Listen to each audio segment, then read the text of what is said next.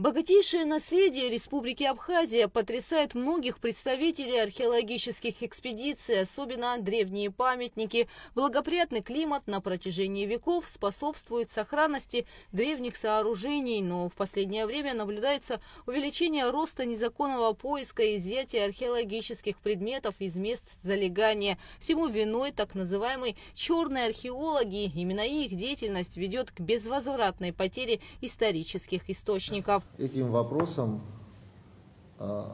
надо более предметно нам всем позаниматься, но прежде чем начать это, нужно, на мой взгляд, общую концепцию проработать, нам правовую среду, чтобы у нас не было потом нигде ошибок, которые мы потом не сможем исправить. Вот. Именно поэтому мы сегодня собрались. Охотники за историческими ценностями приезжают в Абхазию с дорогим оборудованием, которое позволяет в слоях земли находить изделия из серебра и золота. Так называемые черные копатели осведомлены о местах, где можно найти исторические ценности. Знают, где копать. И причем они огораживают себя вот строительной лентой и пишут, здесь идут значит, минерные, да, или как их называют, работы. И никого туда не пускают. Причем значит, их охраняют. Причем охраняют не сочинские и зарубежные, а наши их охраняют. А там работают. Обратите внимание еще раз на район Цабала. Это уникальное место, на территории которого и вокруг которого располагаются памятники с древнейшего времени до 19 века. И вот в 2024 году в очередной раз мы с ребятами из охраны памятников, своими силами, насколько это возможно, поехали туда и обнаружили в районе полигона, где наш располагается, военный полигон, огромное количество раскопов. Вот если кто-то там был, они знают, это гектарами огромные поля. И все эти поля, вот насколько глаза хватает, они все изрыты. В селе Чмарда в Гагарском районе черные археологи за последние 12 лет раскопали около 300 могил. В 2013 году на одном из заграничных аукционов появился уникальный серебряный ритон 6 века, который был оценен в 300 тысяч евро. Это праздничный винный кубок, сделанный в виде головы быка. Незаконная деятельность коснулась памятников цибельдинской культуры. И таких случаев немало. Предметы историко-культурного наследия исчезают бесследно. Ценности абхазского наследия то и дело всплывают на различных аукционах, а музеи ссылаются на то, что они приобретены у частных лиц, имена которых не называются. Так, на просторах интернета появилась информация о продаже сасанидской серебряной чаши, найденной на территории Абхазии. В общем, проблема масштабна и требует серьезного правового регулирования и ужесточения мер наказания за незаконные раскопки, отметили участники совещания. Месяц тому назад поступил анонимный звонок, и говорят, вот мы в Куланрахах нашли золотые предметы. Вы нам даете 4 миллиона?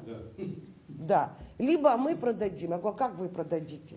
А мы найдем способ. Я связалась с директором музея, говорю, Аркадий Иванович, он говорит, Динара Гудимовна, где мы с вами найдем 4 миллиона? Как они вывозят? Они находят каналы, как их вывозить. В 2016-2017 годах в отдел дознания Министерства внутренних дел Республики Абхазия поступили 2 материала доследственных проверок, касающихся фактов незаконных и археологических раскопок на объектах, включенных в государственный список историко-культурного наследия Республики Абхазия. Это в 2016 году в районе села Чмарда Гагарского района и в 2017 году на территории крепостного комплекса в селе Цабал Гулебского района. В обоих случаях оперативным службами были задержаны лица, изъяты артефакты и оборудование. Однако привлечь к уголовной ответственности мы их не смогли в связи с отсутствием данного законодательства. Они были в итоге отказано в возбуждении уголовного дела в связи с отсутствием состава преступления и освобождены.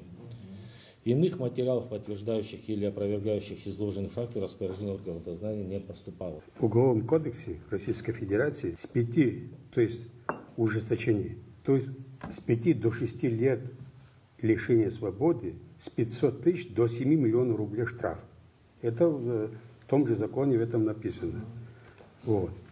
Это тот момент, когда, дорогие коллеги, много вопросов о синхронизации с законами Абхазии, с российскими. Это тот случай, который поддерживает полностью синхронизацию. Надо на самом деле правовую основу создавать. Безнаказанность порождает абсолютно вседозволенность. Каждый из участников совещания предложил различные пути выхода из сложившейся ситуации в области сохранения историко-культурного наследия. Правовые акты, инициатива должна быть от людей, которые заняты этой тематикой. И тогда можно будет уже понимать, что мы проработали вопрос все вместе, основу дали специалисты. Мы не можем сейчас, откровенно говоря, давайте объективно говорить, там, в настоящее смотреть. Мы не можем сейчас взять и написать методические указания, там какие-то рекомендации, инструкцию о порядке применения, там, значит, проведения работ. Мы можем что-то пропустить, не так, разве, коллеги? Вот если без вас мы это сделаем. Так же? Нет, мы не говорим всю минуту, но надо идти. Этим надо вместе заниматься, но начало должно приходить. Сейчас я не перекладываю ни на кого ответственность, я просто говорю по теме прикладной. Вот столько здесь предложений было сказано, в том числе и как раз-таки по финансовому обеспечению этой деятельности. Это тоже очень важно. Вести ответственность ровно как поиск изъятия, перевозки, избытов археологических коллекций. В таком случае, как вот интернет кишит, кстати говоря, Динара Гудиевна, да, мы говорили, и в Министерство культуры звонят, предлагают купить, и они не стесняются, и за это ответственности, к сожалению, нет. То их можно будет легко привлечь в таком случае к ответственности. Мы внимательно изучили соответствующий законопроект о внесении изменений в статью 20, в главу 25 Уголовного кодекса в виде новой статьи 241 прим, которая будет предусматривать уголовную ответственность за данный вид правонарушений. Мы обсудили этот вопрос коллегиально, в первую очередь с нашими коллегами из Следственного управления, потому что основным правоприменителем уголовного закона являются следственные органы.